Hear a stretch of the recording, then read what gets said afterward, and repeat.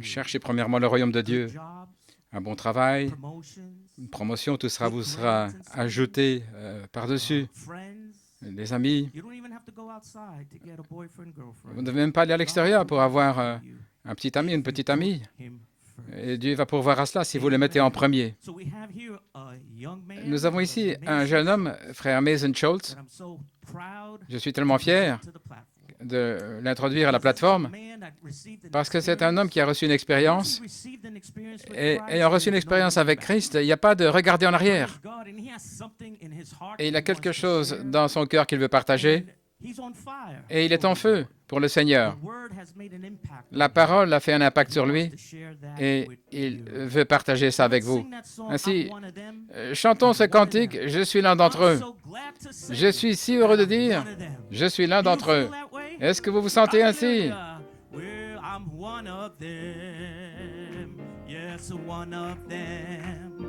Oh, and I'm so glad that I can say I'm one of them. Hallelujah, I'm one of them. Oh, I'm one of them. Well, now I'm so glad that I can say I'm one of them. One of them, I'm one of them. Turn around and shake hands with one another. Praise God, hallelujah. I'm so glad that I can say I'm one of them. Hallelujah, one of them. I'm one of them. Oh, I'm so glad that I can say I'm one of them. One of them. Oh, I'm one of them. Oh, I'm so glad that I can say I'm one of them. Hallelujah, one of them. Oh, I'm one of them. And I'm so glad that I can say I'm one of them. One more time, oh, one of them.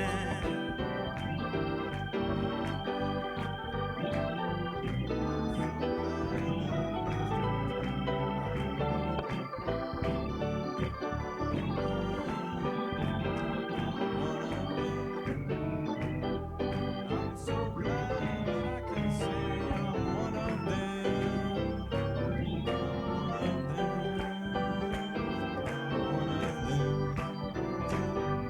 I'm so glad that I can say I'm one of them. I'm one of them.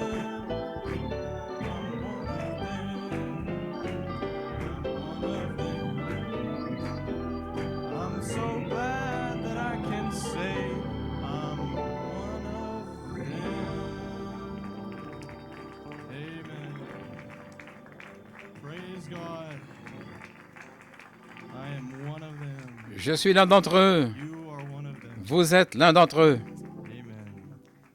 Well, Pennsylvania. Eh bien, la Pennsylvanie, il est si bon de vous voir, si bon d'être ici avec vous. Est-ce que vous appréciez le pasteur Goyko?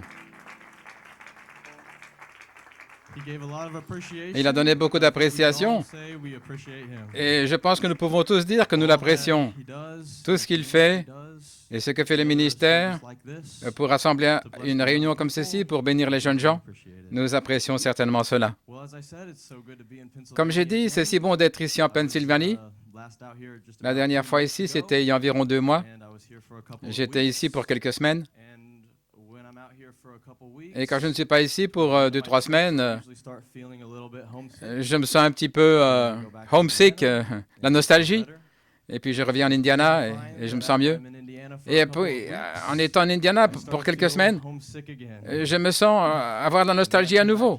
Et je reviens ici. Et puis je n'ai plus de nostalgie. C'est si grand d'être ici en Pennsylvanie. Amen.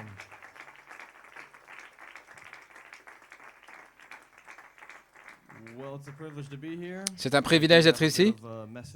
J'ai un petit message sur mon cœur pour vous. Je ne veux pas être ici trop longtemps. Donc, si tout va bien, nous pouvons simplement prendre notre Bible. Et nous allons prendre 2 portions des Écritures. Nous allons lire dans 1 Corinthiens 13 et Apocalypse chapitre 22.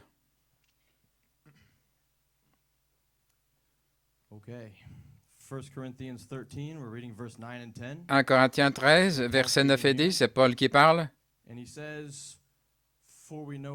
Car nous connaissons en partie et nous prophétisons en partie. Mais quand ce qui est parfait sera venu, alors ce qui est partiel disparaîtra. Paul, ici, parle de son message, ce qui était le Nouveau Testament. C'était le ministère de Paul. C'était d'amener les gens sous le Nouveau Testament, là, sous cette alliance. Et il dit, ceci est partiel. Il dit, nous connaissons en partie, nous prophétisons en partie, mais quelque chose de parfait est en route. Ce qui est parfait arrivera, et alors, quand ce qui est parfait sera venu, eh bien, voici ce que ça va produire, Apocalypse 22, 17. Et l'Esprit et l'épouse disent, viens, et que celui qui entend dise, viens, que celui qui a soif vienne, et quiconque veut, qu'il prenne de l'eau de la vie gratuitement. Ouvrons avec un mot de prière. Père céleste, c'est un tel privilège d'être ici, une telle bénédiction de voir les jeunes gens, Seigneur, qui abandonnent leur samedi soir pour venir dans la maison de Dieu, pour chercher ta face et t'adorer. Je prie simplement que tu honores ce sacrifice et que ta main soit sur tout ce qui sera dit et fait aujourd'hui. Nous le demandons au nom de Jésus-Christ. Amen et Amen. J'ai un titre, l'alliance finale pour l'exode final. L'alliance finale pour l'exode final. Ainsi, jeunes gens, nous allons parler de trois moments majeurs de l'exode sur la ligne du temps de Dieu. Dans le premier, Dieu était venu avec une alliance pour son peuple, c'était l'Ancien Testament. Et puis dans le deuxième exode, voici Dieu qui vient avec une autre alliance pour les gens, une alliance plus grande, c'était le Nouveau Testament. Quand nous parlons du troisième exode, cela doit avoir quelque chose à faire avec une autre alliance. Et ceci ne serait pas simplement une alliance plus formidable, mais une alliance parfaite. Ce serait l'alliance finale. Et cette alliance allait terminer l'œuvre. Nous sommes dans un grand exode et nous nous édifions dans cela. C'est dans mon cœur de redire certaines choses que le quadruple ministère a dit dans cette saison pour vous encourager. Et je prie que Dieu nous aide, nous les jeunes gens, à nous connecter à notre alliance, d'entrer dans notre position pour accomplir notre but. Vous avez un but, vous avez un appel élevé et Dieu voulant, nous allons en parler. Vous pouvez vous relaxer un petit peu alors que nous allons traverser un petit arrière-plan ici comme fondation, parce que j'aimerais vous emmener dans une brève ligne de temps au sujet des changements d'alliance entre Dieu et l'homme. Pour mettre un peu plus de clarté, l'alliance sous laquelle Dieu nous a placés, et il indique ici sa ligne du temps dans laquelle nous nous trouvons. Le prophète nous a enseigné qu'il y a 3 fois où Dieu a fait traverser son peuple par un exode majeur. Et le premier, c'est lorsque Dieu a emmené son peuple hors d'Égypte, qu'il a amené dans le pays promis. Et dans cet exode, ils ont reçu la loi de Dieu. C'était les commandements, etc. C'était l'alliance entre Dieu et l'homme, l'alliance de l'Ancien Testament. Ainsi, cet Ancien Testament, ce serait là où Dieu a placé la loi de sa nature sur l'espèce déchue de l'humanité. L'humanité fut créée parfaite à l'image de Dieu, et nous connaissons cela comme étant l'homme originel, mais le diable est entré là-dedans et il a fait que l'espèce humaine tombe dans la corruption, et nous savons que c'est l'homme hybride. Ainsi, l'Ancien Testament, c'était ainsi la situation.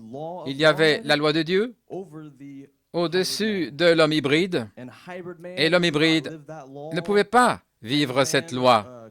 L'homme hybride ne pouvait jamais la vivre, cette loi. Tout homme a failli et a brisé la loi. Ainsi, cet Ancien Testament est sorti pour un temps. Nous avons toutes les histoires et les prophètes, etc. Et le but n'a jamais été que cet homme hybride vive cette loi. Mais cette alliance, en fait, c'était une ombre de quelque chose de plus formidable vers laquelle il se dirigeait. Cet Ancien Testament nous indiquait quelque chose de plus grand à l'horizon. Parce qu'il y avait un vrai but là, dans cette alliance. Il y avait une promesse qu'un Messie allait venir et au milieu de tous ces hommes hybrides faillissant d'accomplir la loi, un Messie allait venir sans péché et lui, il allait vivre cette loi. Il allait accomplir cette loi et il allait mourir comme un sacrifice innocent. Innocent, sans avoir brisé la loi, afin qu'il puisse donner un sang parfait. Comment pouvait-il faire cela? Eh bien, le Messie n'était pas comme le reste des hommes hybrides. Il était né différemment. Il était né de la race originelle de l'humanité avant qu'elle soit déchue là dans l'hybride. Parce que seule la nature de l'homme originel allait pouvoir vivre cette loi. La nature de l'homme hybride ne pouvait pas le faire. Dans la nature même de l'homme hybride, il y avait une loi différente qui agissait. Et la loi de la nature de l'homme hybride ne pouvait pas se connecter avec la nature de la loi de Dieu, la loi de la nature de Dieu. Et c'était complètement impossible que l'homme hybride puisse changer cela. Mais voici qu'est venu Jésus-Christ. Et quand il est mort à la croix, il a accompli le but de l'Ancien Testament. Il a accompli cette alliance. Cette alliance avait abouti à sa course, à son terme, et avait accompli son but. Tout d'abord, c'était montrer aux gens que l'homme hybride n'allait jamais arriver à la perfection et vivre comme Dieu. Mais le véritable but de produire le Messie qui pouvait changer la saison. Alors ce serait le temps de se dévoiler dans quelque chose d'autre.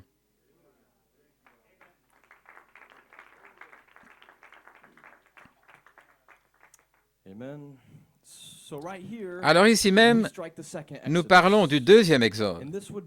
Et ce serait un exode passant d'une condition à un autre état, un exode hors de la loi pour arriver dans la grâce.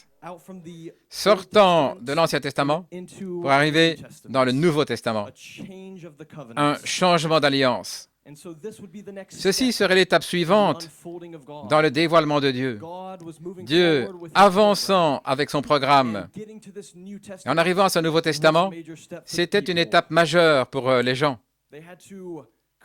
Ils devaient sortir de leur ancien entendement les vieilles idées qu'ils avaient au sujet de Dieu. Et ils devaient recevoir ce dévoilement de Dieu, le mouvement de la déité dans Jésus-Christ. Et cette marche, cette étape serait un dévoilement de Dieu. Et ce Nouveau Testament concernerait comment Dieu était en Christ, s'agissant du dévoilement de la divinité, le dévoilement de ce qui est Dieu, une étape majeure. C'était rien comparé à ce qu'ils avaient expérimenté auparavant. Ils étaient arrivés à une nouvelle saison dont ils n'avaient pas l'expérience. C'était complètement nouveau, mais la saison avait changé. Et les anciennes manières auxquelles ils étaient habitués, là, n'allaient plus fonctionner avec là où se trouvait Dieu.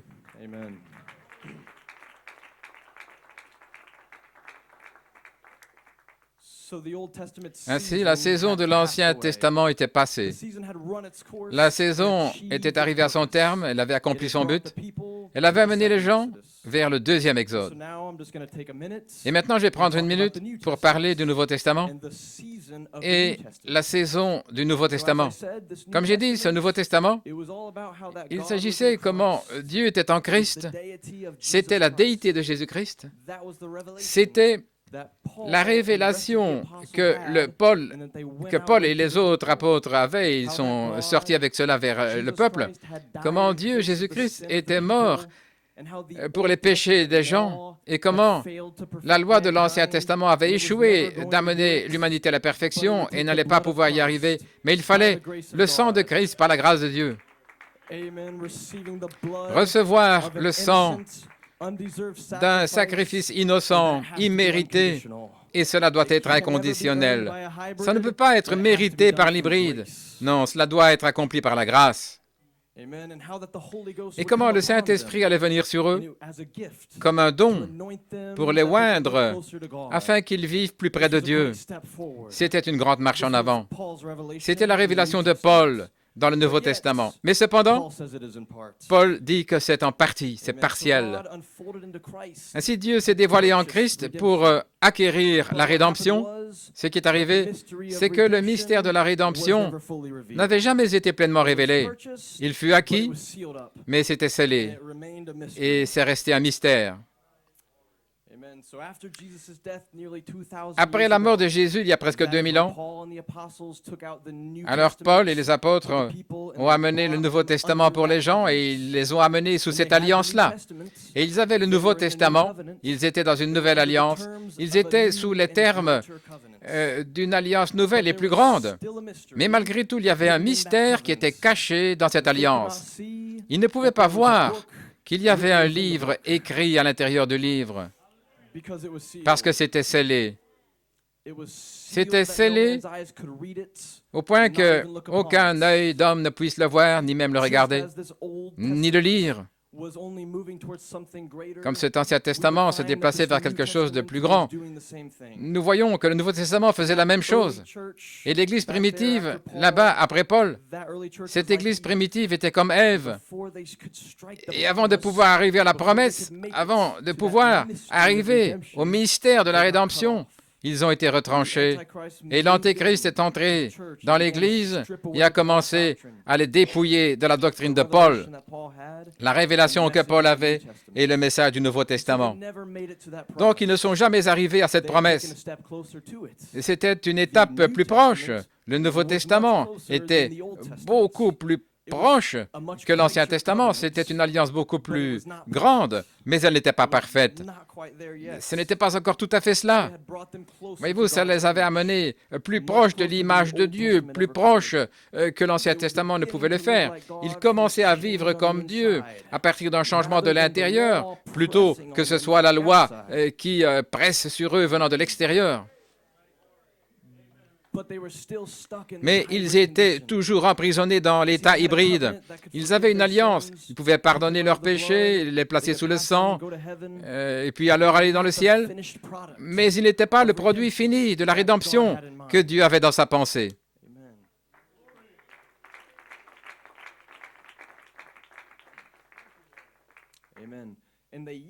Et cependant, ils ont vu la promesse de loin et ils pouvaient en prophétiser. C'était aussi loin qu'ils pouvaient aller dans le Nouveau Testament. Par exemple, Paul pouvait dire, « Ce mortel doit revêtir l'immortalité et ce corruptible doit revêtir l'incorruptibilité. Voici, je vous montre un mystère. Nous ne nous endormirons pas tous, mais nous serons tous changés. » Il prophétisait de la résurrection. Il prophétisait du changement de ce corps, prophétisant de la promesse, mais ils n'y sont jamais arrivés. Donc, ils arrivaient quelque part et ils attendaient l'enlèvement. Mais ils furent retranchés. Et comme vous savez maintenant de l'étude des âges de l'Église, comment l'Antéchrist est entré dans l'Église et il a commencé à attaquer la révélation du Nouveau Testament. Vous vous souvenez comment dans le premier âge, ils étaient tombés de leur premier amour. Ils se dirigeaient vers quelque chose, mais ils se sont relaxés.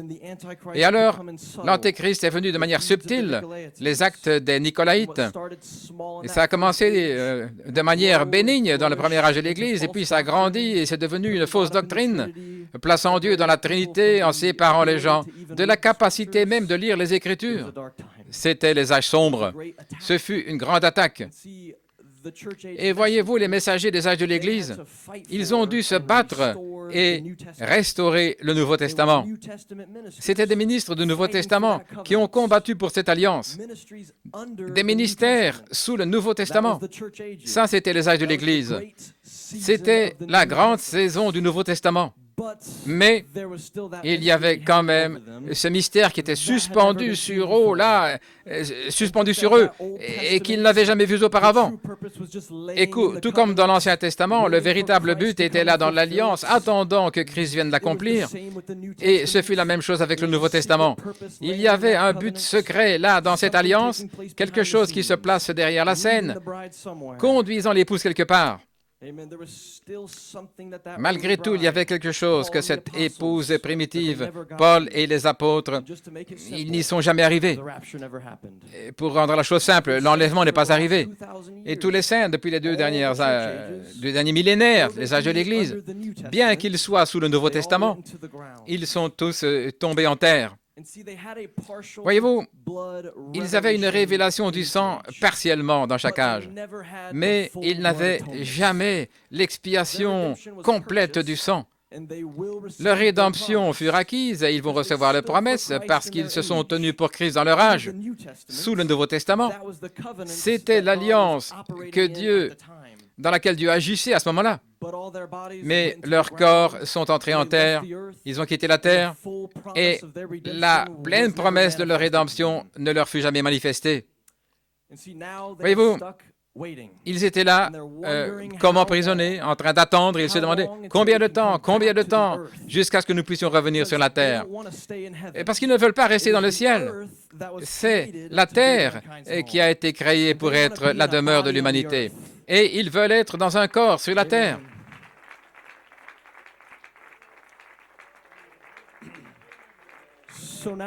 Donc, ils sont coincés là en train d'attendre. Ils attendent des gens qui peuvent les ramener, les appeler, les ramener, qui peuvent entrer dans la prophétie.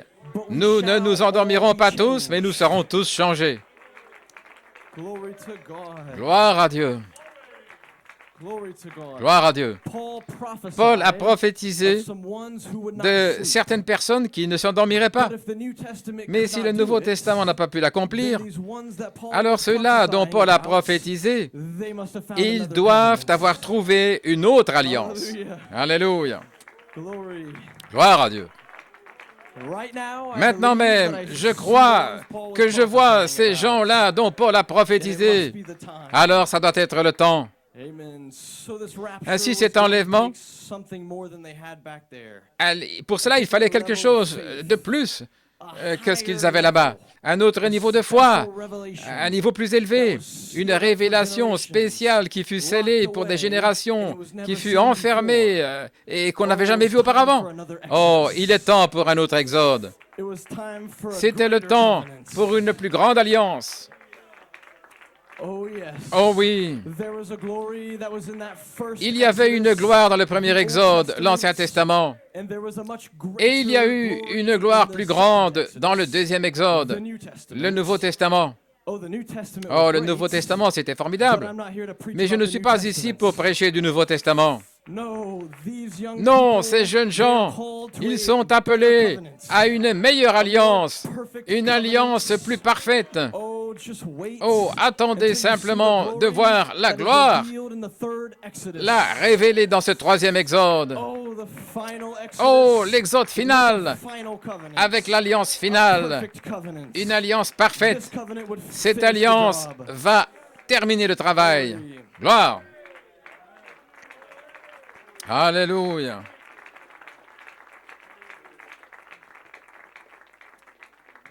Amen. L'exode final, c'est l'enlèvement, et il arrive à la fin du Nouveau Testament. À la fin des âges de l'Église, nous avions besoin d'une autre alliance. Ainsi, un message devait venir à la fin des âges de l'Église, à la fin des âges de l'Église. Ainsi, Dieu a pris ce messager final des âges de l'Église, William Branham, et tout d'abord, il devait restaurer l'Église de retour à la révélation qui était pratiquement perdue dans les âges sombres. Le diable qui a essayé d'arrêter l'épouse dans cette alliance, les empêcher là dans le Nouveau Testament, parce que à la fin du Nouveau Testament, c'est ça qui va terminer le diable. Ainsi, frère Branham fut envoyé tout d'abord pour restaurer. Mais nous devions revenir exactement à ce que Paul et les apôtres avaient avant de pouvoir aller plus loin, là, ce qu'ils attendaient. Donc, frère Branham a restauré premièrement, et puis Dieu s'est glissé derrière ce ministère dans le secret, et il nous a amené l'étape suivante. Oh, révéler le secret qui était dans la parole, le mystère caché, le livre écrit à l'intérieur du livre, ce grand mystère que l'épouse a attendu pendant des centaines d'années. Il s'est glissé derrière le prophète avec un nouveau message, avec l'alliance finale. Il est descendu avec un étendard plus élevé. C'était un ministère plus grand, avec un message plus grand, avec une alliance plus grande, pour produire quelque chose de plus grand que ce que le Nouveau Testament pouvait produire. C'était une plus grande alliance. C'était une alliance parfaite. C'était l'alliance perpétuelle qui fut écrite à la croix. Ceci, c'était l'expiation plénière de sang.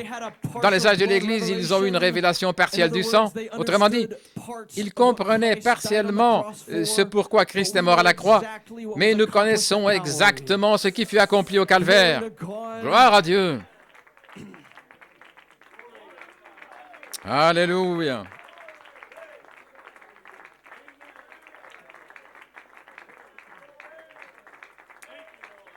Amen. Ainsi, Paul a dit, nous connaissons en partie et nous prophétisons en partie.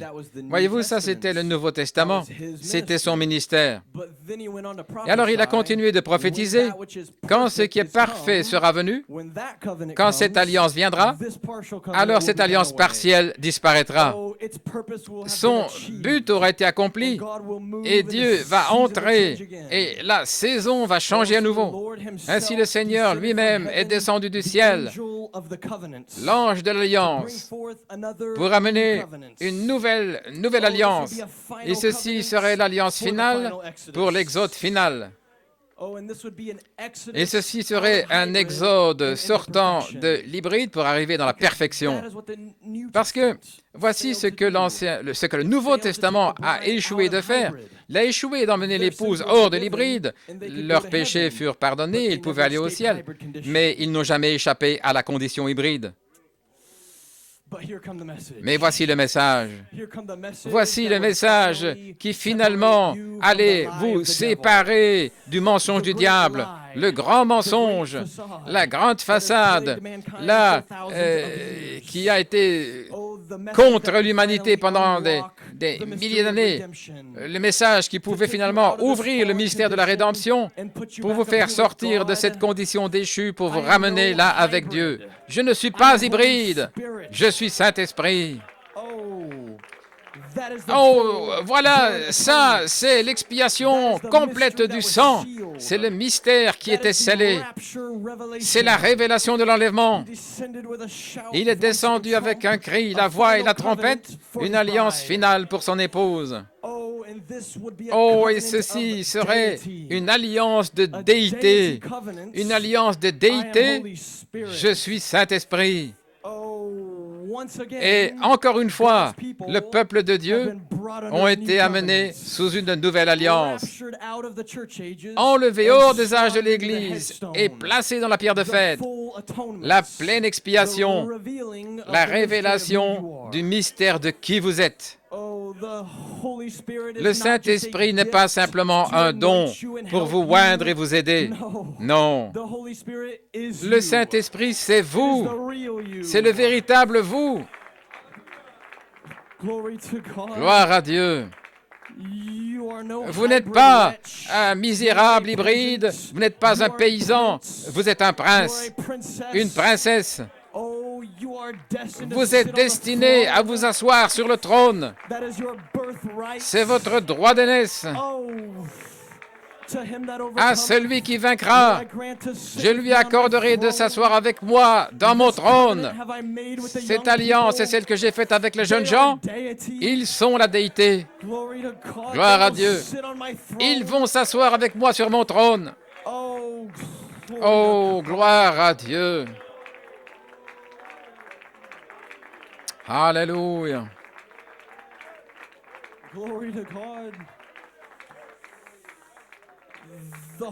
Le Saint-Esprit, c'est la déité. Et vous êtes simplement là emprisonné dans cette condition hybride en route vers la gloire. Ainsi, tout péché que votre chair hybride commet sur le chemin, cela n'a rien à voir avec vous. Ça n'a rien à voir avec le véritable vous. Le véritable vous a toujours existé et existera toujours, c'est le Saint-Esprit. Et rien ne peut changer cela. Rien ne peut empêcher la semence de sortir. C'est la grâce de Dieu. C'est le Nouveau Testament qui est accompli. La plénitude de la grâce, la pleine expiation de sang. Vous n'êtes pas simplement pardonné. Vous ne l'avez jamais fait pour commencer. Gloire à Dieu. Vous n'avez jamais été cet hybride.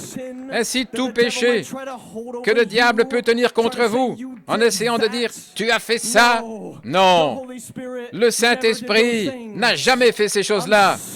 Je suis désolé, Satan, mais tu ne peux pas accuser le Saint-Esprit de péché. Ce n'est pas possible. Gloire à Dieu. Oh, j'ai une nouvelle alliance avec Dieu. Nous nous sommes mis d'accord que je ne l'ai jamais fait pour commencer. Vous ne l'avez jamais fait pour commencer.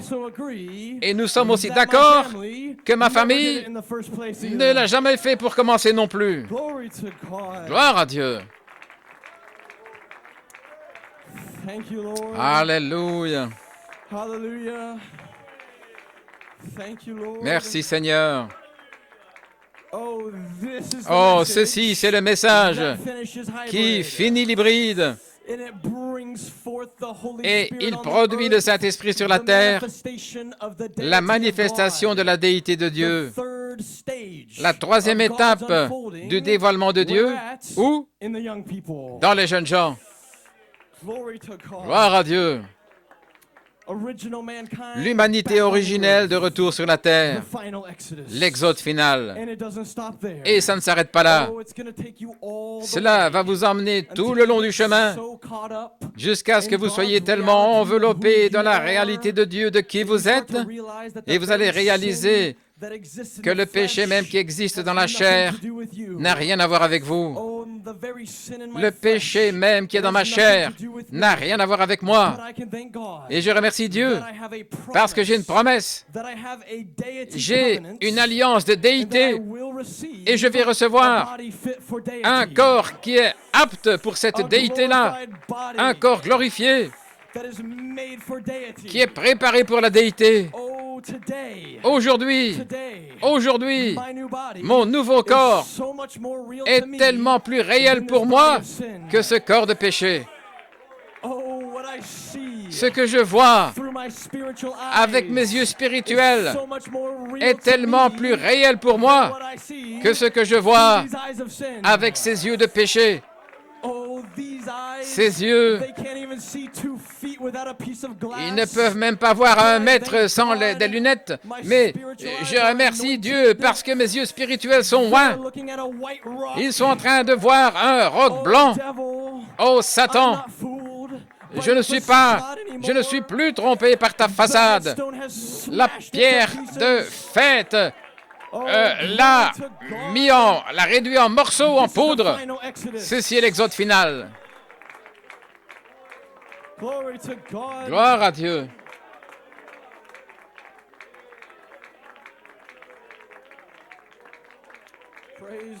Gloire au Seigneur. Dieu vous a emmené dans un exode, jeunes gens, pour vous enlever hors de l'hybride, pour vous amener dans la pleine perfection. Qu'est-ce que la pleine perfection? C'est l'homme glorifié, l'âme glorifiée, l'âme, l'esprit et le corps glorifiés. L'exode final, Dieu qui se dévoile en Dieu dans l'étape 3. Tout ce qui était en Dieu, il l'a déversé en Christ. Et tout ce qui était en Christ, il l'a déversé dans l'épouse pour être glorifié spirituellement et physiquement, tout comme Jésus. Ça, c'est votre promesse. N'essayez pas de raisonner avec un esprit corrompu et hybride, mais réclamez simplement votre héritage. Gloire à Dieu. Ainsi, le grand mystère de toute la Bible, c'est l'homme glorifié. Et ça, c'est vous. Nous serons comme lui. Oh, cette alliance finale. Il s'agit de la déité de l'épouse. Il s'agit de la déité des jeunes gens. Et c'est quelque chose de nouveau. Ça n'a jamais été accompli auparavant. Mais ce sont les véritables paroles de Dieu. Il a gardé le meilleur pour la fin. Il s'agit entièrement de Jésus glorifié. Et Jésus est seulement glorifié dans les jeunes gens et dans les Caleb. Gloire. C'est l'exode final. Nous allons laisser derrière nous l'homme hybride et il est temps d'être glorifié. Veuillez vous asseoir.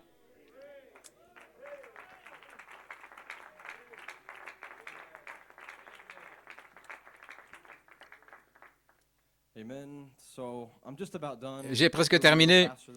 J'avance un peu plus vite que prévu. Les musiciens peuvent s'avancer. Mais je vais vous montrer rapidement pourquoi Dieu cherche des jeunes gens qui peuvent s'avancer, qui peuvent entrer dans ce message de perfection et être adoptés. Parce que cette alliance, elle produit un transfert de ministère. Dieu veut vous transmettre le ministère de Jésus-Christ. La voie finale dans l'âge final, dans l'alliance finale, c'est le ministère de Jésus glorifié dans les jeunes gens.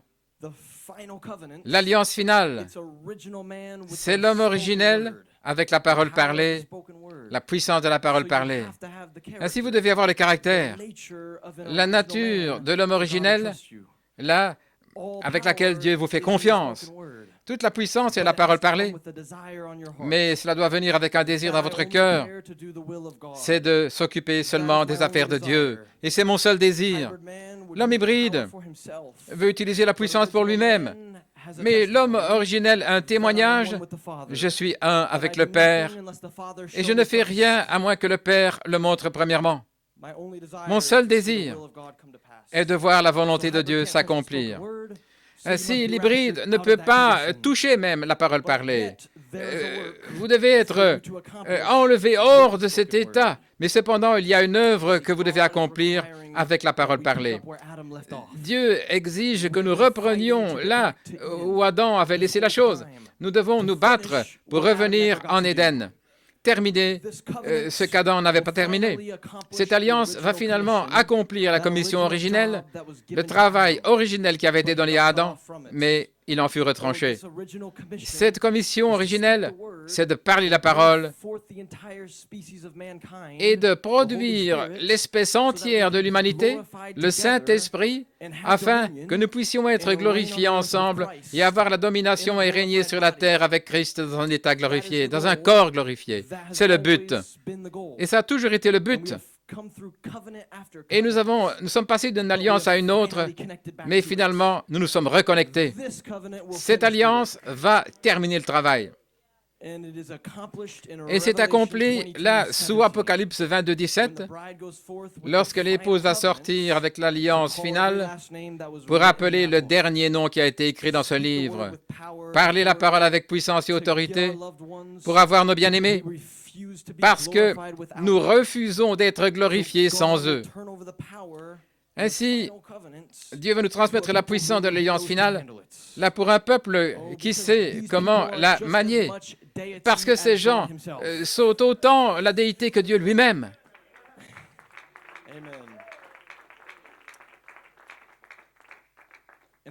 Et le diable dit, bien certainement dans cet âge, les jeunes gens, ils ne vont pas se connecter à ça.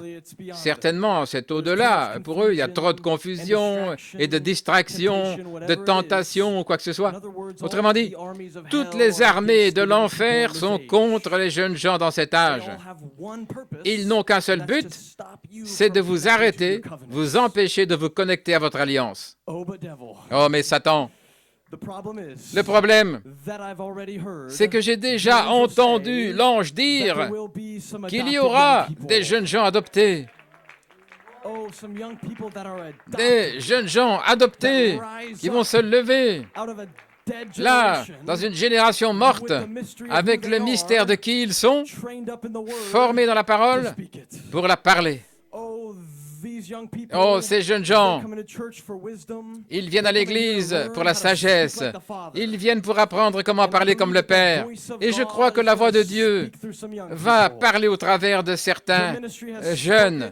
Le ministère l'a parlé et je le crois. Et je réclame ça pour moi-même. Je réclame mon héritage. L'esprit et l'épouse disent « Viens », les jeunes gens vont dire « Viens ». Je crois que c'est le temps. Les musiciens pouvaient commencer à jouer. Êtes-vous prêts? Voyez-vous votre alliance? Voyez-vous à quoi vous êtes appelés? Nous sommes dans un exode. Nous allons laisser l'hybride derrière nous. Il est temps d'être glorifiés. L'alliance finale entre en action. La saison est arrivée. Que les jeunes gens aillent jusqu'à la perfection. Que Dieu vous bénisse.